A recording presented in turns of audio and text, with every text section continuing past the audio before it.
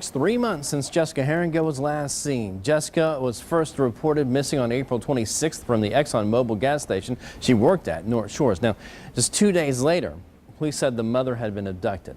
And as weeks have gone by since then, she was last seen. Police say they haven't gotten any new significant tips. But the community is not forgetting about Jessica, not at all. And they're coming together once again today. 24-Hour News 8's Mark Thompson live in Norton Shores right now. And Mark, what's happening there today? Well, Brett, let's first tell you this is, of course, the scene here at this Norton Shores gas station where this abduction took place. It's been nearly 3 months, as you mentioned, and still no sign of Jessica Heeringa. Of course, we've been following this case from the very beginning and all along the way.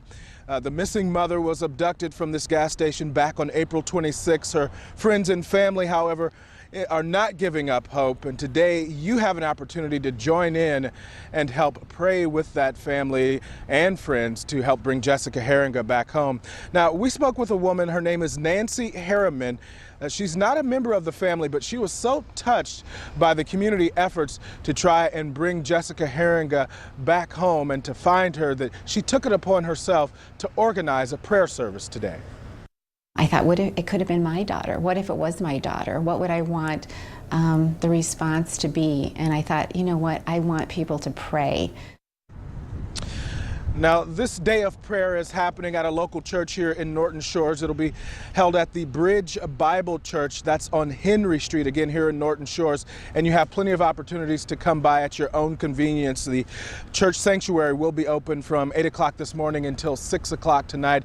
Jessica Heeringa wasn't around, but she did have her 26th birthday just a few days ago. And of course, it was pretty tough for the family as the tips have stopped coming in since this case has gotten into the later weeks. And even the police chief had tweeted out on her birthday that that was exactly the case. The tips have slowed in this case, but the task force that was assembled to try and work on this case, that's been disbanded now, and the Norton Shores Police Department are kind of working things on their own. We're going to be talking to the chief coming up here in just about a half hour now, and we're going to ask him where the case stands now and how difficult it is for his department to continue to search and try and bring Jessica Heeringa back home. Reporting live from Norton Shores, Mark Thompson, 24-Hour News 8. All right, thank you, Mark. And once again here, we want to show you that sketch of the suspect in the silver van that police are still looking for. If you saw anything that night back in April that might actually help investigators find Jessica, even if you don't think it's much of anything, give them a call anyway. Welcome back. It's 6:39. A day of community prayer for Jessica Heeringa is happening today in Norton Shores, 3 months after she was abducted from a gas station where she works. That's where 24-Hour News 8's Mark Thompson is live right now, talking with the Norton Shores Police Chief about this case. Mark?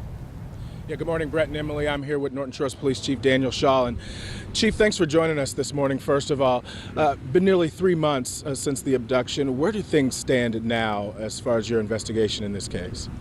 Well, since we disbanded the task force, our detective bureau has been in charge of the case. There's always been at least one detective working the case every day.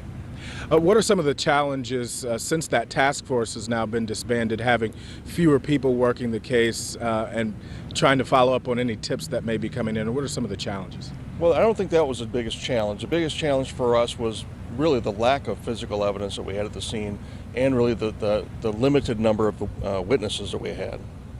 So what are you still acting on the sketch of the potential suspect and the silver minivan? Is that still what you're kind of going on right now? Correct. We're looking for any and all information regarding either the minivan or the person driving that was depicted in the sketch. What would you suggest that the public do at this point? Is there anything that they can do to try and, foster some more tips, to go back over information? What would you ask them to do? Well, there is still a $16,000 reward, or at least a $16,000 reward for information leading to Jessica's return and to the conviction of the person that took her. So I just ask that they keep their eyes and ears open, and if there's anyone that has any information regarding this case, to give us a call.